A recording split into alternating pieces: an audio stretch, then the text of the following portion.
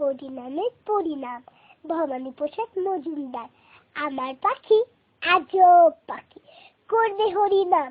দেখে যান গো বাবু মশাই, 100 টাকা দাম।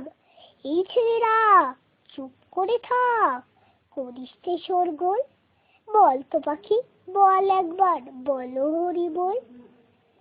সত্যি পাখি বল হরি বল বলে দিল জোরে। বংশীবাবু 100 টাকা নিলেন খাঁচা ধরে।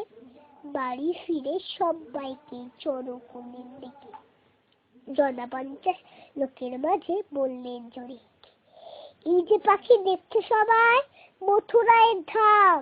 এই পাখিটাই দেখবে কেমন করবে হরিনাম। এই ছেলেরা চুপ করে থাক, করিস তে শোরগোল। বল তো পাখি বল একবার, বলো হরি বল। পাখি কিছুই বলে না তো, চুপটি করেই থাকে। বংশীবাবু রেগে মেগে বলেন তখন তাকে, এত করে সাজছি তোকে, ডাকলো কি তোর দর?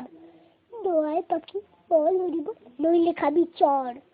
বললে পাখি চুপ করে থাক, এখন আমি শুই। বল হরি বল বলবো পরে, মরবি যখন তুই। নমস্কার।